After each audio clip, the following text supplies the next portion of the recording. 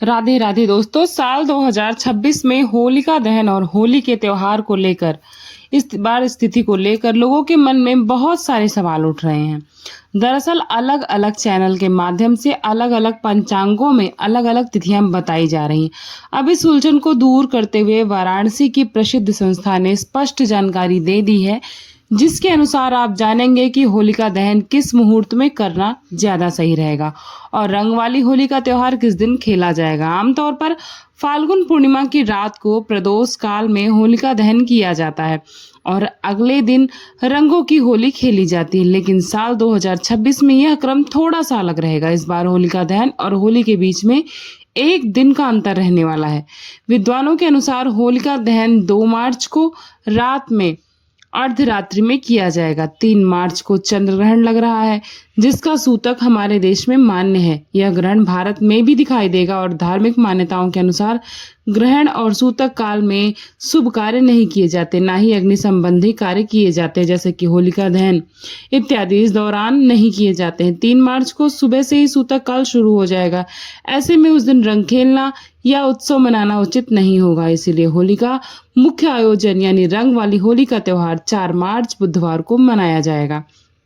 होलिका दहन करने के लिए 2 बातों का ध्यान रखा जाता है, जिसमें पूर्णिमा की रात भी हो और भद्रा दोष भी ना हो। 2 मार्च की रात को पूर्णिमा रहेगी और पूर्णिमा तिथि लगते ही भद्रा भी शुरू हो जाएगा, लेकिन अर्धरात्रि के समय भद्रा का अंतिम हिस्सा होगा और शास्त्रों में भद्रा के अंतिम भाग को यानी पूछ के समय को भद्रा पूछ के समय को हानिकारक नहीं माना जाता। इसीलिए 2 मार्च की अर्धरात्रि को भी होलिका दहन कर सकते हैं, जिसमें सोमवार को रात 12:50 से 2:02 के बीच में होलिका दहन किया जा सकता है। यह लगभग 1 घंटा 12 मिनट का समय होगा।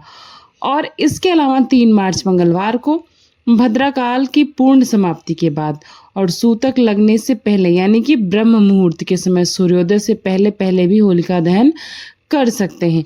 3 मार्च मंगलवार को सुबह 5:28 पर भद्राकाल की समाप्ति होगी और सुबह 6:20 से चंद्र ग्रहण का सूतक प्रभावी हो जाएगा।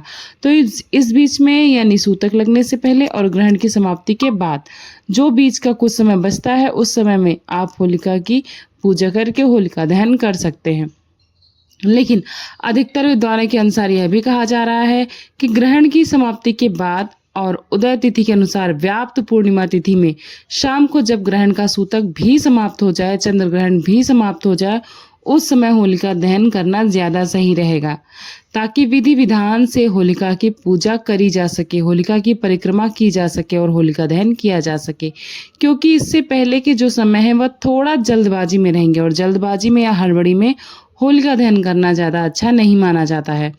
इसीलिए पूरी सावधानी बरतते हुए आपको होलिका दहन करना चाहिए।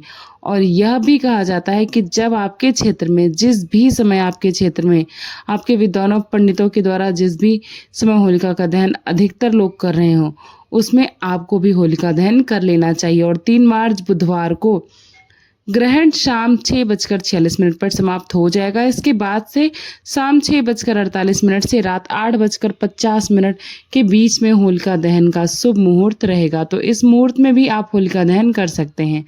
कमेंट करके जरूर बताइएगा कि आप क्या होलिका दहन किस दिन किस समय पर किया जाएगा। पूर्णिमा तिथि इस बार 2 मार्च सोमवार को शाम 5:56 से शुरू होगी। भद्राकाल भी इसी समय शुरू हो जाएगा। पूर्णिमा तिथि 3 मार्च मंगलवार को शाम 5:17 पर समाप्त हो जाएगी। 3 मार्च मंगलवार को राहु काल दोपहर 3 बजे से 4:30 बजे तक रहेगा, क्योंकि इस समय ग्रहण का सूतक प्रभावी रहेगा और ग्रहण भी प्रारंभ हो चुका होगा, जो कि विदेशों में दिखाई देने लगेगा। तो इस समय आप राहु केतु ग्रह से संबंधित चीजों का दान कर सकते हैं। वहीं इस दिन मघा नक्षत्र सुबह 7:30 बजे तक रहेगा और उसके बाद में पूर्वा फाल्गुनी नक्षत्र प्रारंभ हो जाएगा और सुकर्मा योग सुबह 10:24 तक रहेगा। 4 मार्च बुधवार को रंग भरी होली खेलने का सबसे अच्छा और सबसे शुभ मुहूर्त 6:49 से लेकर 11:55 तक रहने वाला है। इसके बाद इस दिन राहु काल दोपहर 12 बजे से 1:30 बजे तक रहेगा। होली के बाद आने वाले चैत्र मास के कृष्ण पक्ष की द्वितीय तिथि को भाई दूज का पर्व मनाया जाता है, जो कि इस बार 5 मार्च दिन गुरुवार बुधवार को मनाया जाएगा और द्वितीय तिथि गुरुवार को शाम 5:03 पर समाप्त हो जाएगा। यह थी आज का जानकारी। आशा करती हूँ आप सभी को ये जानकारी पसंद आई होगी। जानकारी पसंद आई होगी तो वीडियो को लाइक करेगा, चैनल को सब्सक्राइब करेगा। मिलते हैं नई जानकारी के साथ, तब तक के लिए अपना खूब सारा ख्याल रखिएगा। थैंक्स फॉर वॉचिंग पूर्णिमा के शुभ ब्लॉग। राधे राधे, जय श्री कृष्ण।